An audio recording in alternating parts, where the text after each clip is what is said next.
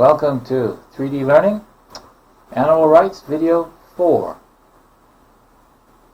The topic that we want to look at is breeding animals for pedigree or aesthetics and the health issues, and should animals have a right to some sort of quality of life.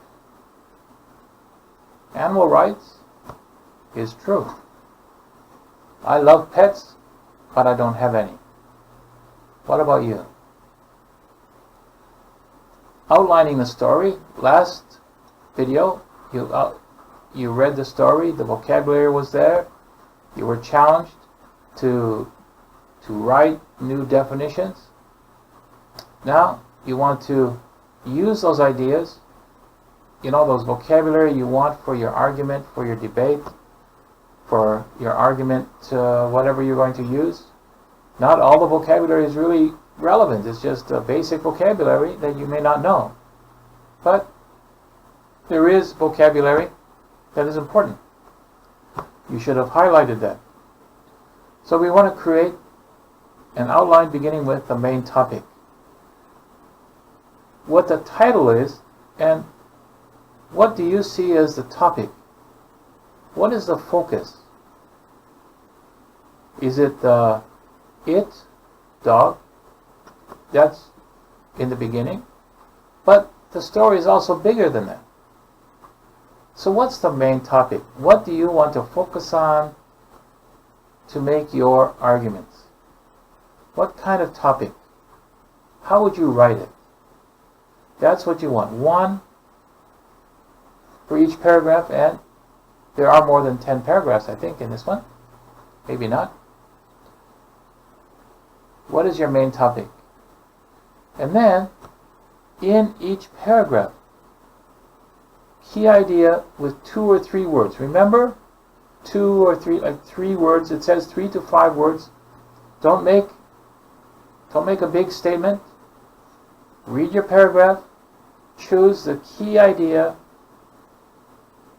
2 or 3 words. If you have a vocabulary word, put it in there.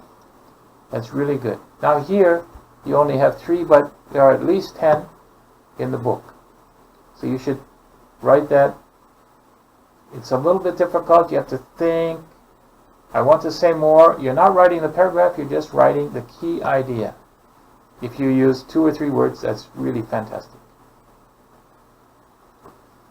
Now, you want to expand your idea. So you have the main topic, and then you have paragraphs underneath, and under each paragraph you want to have like A and B, or if you have more than 2, that's really great. And you want to write a phrase that tells you about 2 phrases that tell you about that paragraph. Don't copy, don't paste. Just read the story and put your 2 ideas in there. You're going to use those later. Remember, everything that you write now, you will need later. So don't be lazy. Do a good job now.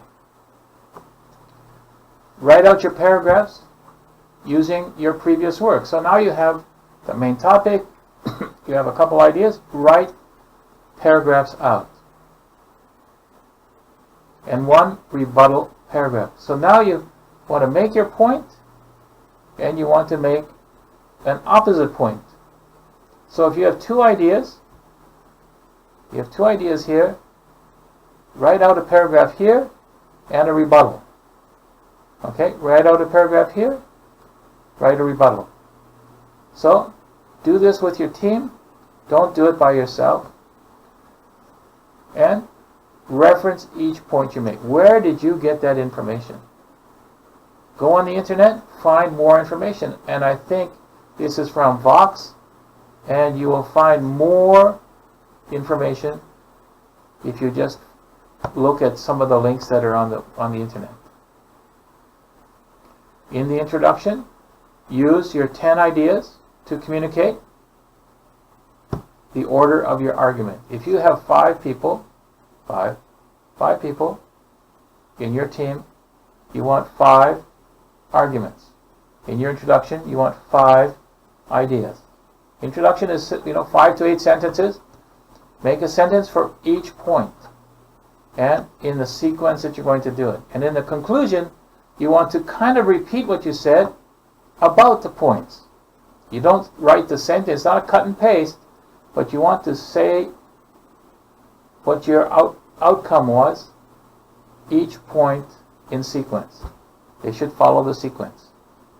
It's a little bit hard. It takes a little bit of time, but you should do that. And if you are online with your friends, or if you meet face-to-face, make sure you bring your notebook, and when you talk about it, you can write it together. Write it together so that you can present it together. Okay? If you have 5 people, 5 arguments, each one should have it. Write it together. Okay? It's a little bit long, but it's important. So when you come to class next week, then, or next class, you have a presentation to make. So this week, you have outlined the story and added new information. Now you've added opposing arguments. That's the easy. Making the outline is not so hard. It's a little challenge, but the opposite argument can be equally hard. You've expanded your ideas to reflect what you read, and they should be reflected in your opposing arguments, your rebuttals, after you write your paragraph. So it's a little bit short on the video, but it's a little bit long in the homework. I know you can do it. We'll see you next class, ready for discussion about your arguments for and against.